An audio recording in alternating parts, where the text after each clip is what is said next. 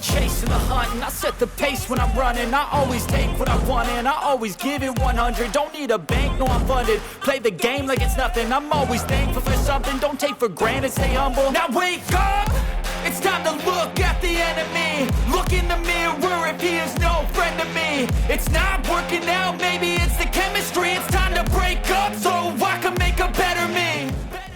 Olá a todos e sejam bem-vindos a mais um episódio do canal Dividendos. No vídeo de hoje vamos falar sobre Business Development Companies, ou BDCs, que são uma opção de investimento menos conhecida, mas que podem ser muito interessantes para aqueles que procuram diversificar as suas carteiras de investimento. E o que são as Business Development Companies? As BDCs são empresas, ou se quiserem fundos de investimento, que conseguem capital e financiamento para pequenas e médias empresas que estão numa fase de crescimento ou até mesmo empreendimentos com um elevado potencial para crescer. Essas pequenas e médias empresas geralmente não têm acesso facilitado a fontes de financiamento tradicionais, como são os bancos e outros fundos de investimento, e portanto dependem das BDCs para financiar as suas operações. E esta definição é muito semelhante daquilo que conhecemos como o Venture Capital ou capital de investimento, que provavelmente a imagem que tens mais presente é mesmo as negociações no Shark Tank. Mas existem muitas diferenças. Aliás, a única coisa em comum eu diria mesmo que é o facto de proverem capital a empresas para o seu crescimento. O Venture Capital aloca capital, normalmente através de uma troca por parte da empresa, em ações, já as BDCs operam normalmente através de dívida. Outra diferença é que as BDCs estão abertas à participação de qualquer acionista, enquanto os VCs são fechados e muito restritos. Por isso também é que as primeiras são reguladas pelo SEC e os segundos não. Essa regulação exige o cumprimento de alguns pontos importantes, como ter uma carteira composta em 70% por títulos de dívida de empresas nos Estados Unidos, sejam elas públicas ou privadas, não podem ainda estar expostos a mais de 25% da mesma empresa ou devem, por exemplo, pagar dividendos de pelo menos 90% da receita tributável, algo que até é muito parecido com um REIT. Assim que a próxima pergunta é como é que devemos analisar uma empresa deste género? E uma das primeiras coisas a fazer é analisar o portfólio de investimentos da BDC e entender os setores e os diferentes negócios a que está exposta. Como sempre, avaliar o desempenho financeiro da empresa, incluindo receita, lucro e os fluxos de caixa. Também é importante avaliar a qualidade dos ativos, a estrutura de capital e níveis de endividamento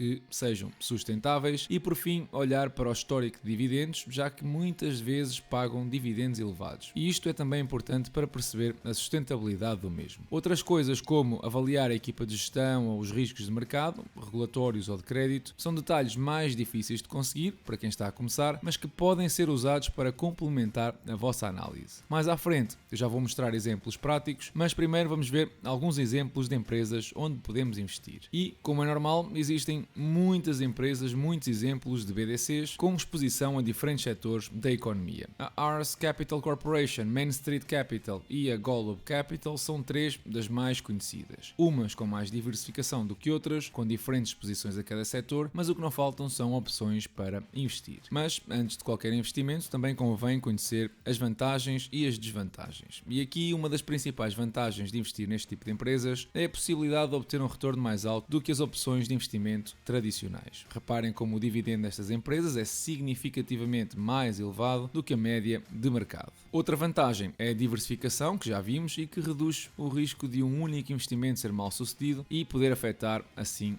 todo o portfólio. No entanto, como em qualquer investimento, há também algumas desvantagens a serem consideradas. Uma delas é que nem todas as BDCs são transparentes e não apresentam uma visão detalhada sobre os seus clientes, e outra é a óbvia exposição direta às taxas de juros, que não só impacta diretamente as receitas destas empresas, mas também aumenta o risco de incumprimento nos empréstimos que a empresa faz. Como vos mencionei, uma das empresas mais conhecidas neste campo é a Ars Capital e é reconhecida pela ampla e diversificada carteira de investimentos, incluindo os setores dos serviços financeiros, de saúde, tecnologia e energia. A Ars Capital tem parcerias estratégicas com outras empresas líderes no setor, como a GE Capital e a Varagon Capital Partners, que ajudam também a expandir a sua base de clientes e a conseguir oportunidades de investimento. A Hercules Capital é outro exemplo de uma BDC, mas desta feita com uma alta exposição ao setor da tecnologia e ciências, com modelos de financiamento mais flexíveis e com um portfólio menos diversificado. Ainda assim, olhando para a rentabilidade do portfólio de cada uma, a diferença espelha bem o perfil de risco das empresas. Uma baixa rentabilidade normalmente está associada com menos risco, mas esta não é a única métrica que podem usar para a análise inicial.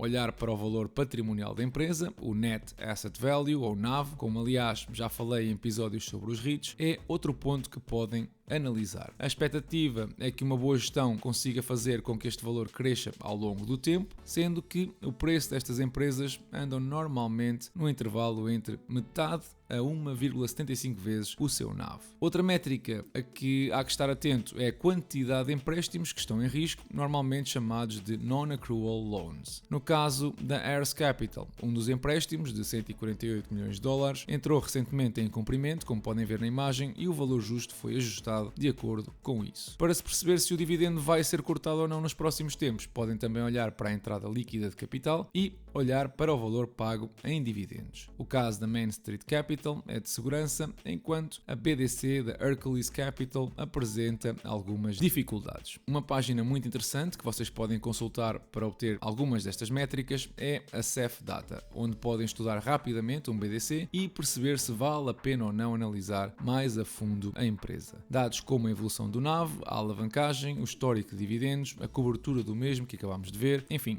muito interessante para se ter uma ideia quase imediata da situação atual do BDC. A nível europeu, eu não consegui encontrar ETFs disponíveis para investimento exclusivo neste segmento, apesar de, por exemplo, nos Estados Unidos existirem o VanEck BDC Income com um expense ratio superior a 10% ou um ETF mais barato com um expense ratio de quase 4%, mas um dividendo de 12% e nem todos os holdings são BDCs. Em resumo, BDCs ou Business Development Companies podem ser uma opção de investimento muito interessante se queres diversificar a tua carteira e estás disposto a assumir alguns riscos. É importante pesquisar as empresas BDCs disponíveis no mercado, entender a estratégia de investimento e avaliar se elas se encaixam ou não no teu perfil de investidor. O dividendo é obviamente muito atrativo, mas deves sempre olhar para os detalhes antes de te lançar de cabeça num investimento. Esta semana foi a vez do FMI vir a cena alertar para a estagnação dos próximos anos, que será resultado de um baixo crescimento. A senhora Cristalina veio ainda acrescentar que é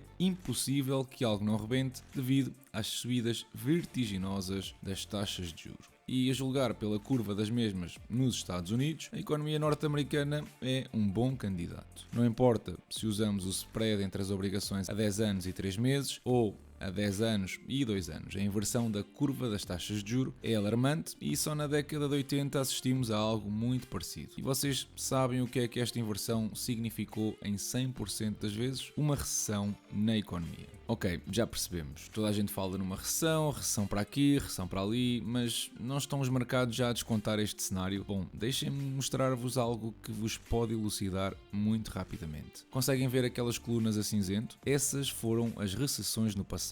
A linha azul representa o S&P 500 e as cruzes a vermelho são precisamente o ponto mais baixo do índice. Estão a ver onde é que eu vou chegar? O índice atingiu o seu ponto mais baixo durante uma recessão. Não antes nem depois. Sempre que a economia americana entrou em recessão, passado uns tempos, o S&P 500 atinge o seu ponto mais baixo. E o que é que isso nos diz do contexto atual? Que a confirmar-se uma recessão na segunda metade do ano, o S&P 500 ainda tem muito para descer. Em relação ao portfólio, fechou a semana nos 24% de valorização e recebi $3 em dividendos nestes primeiros dias de abril. E é tudo por hoje. Deixa o teu like, subscreve o canal, segue-me no Instagram, onde vou subindo conteúdo diferente e pondera juntar-te à nossa comunidade no Patreon, onde vamos discutindo a atualidade e partilhando opiniões e análises diariamente. Não te esqueças de deixar o teu comentário em relação a este episódio. Eu desejo-vos uma excelente semana e bons investimentos.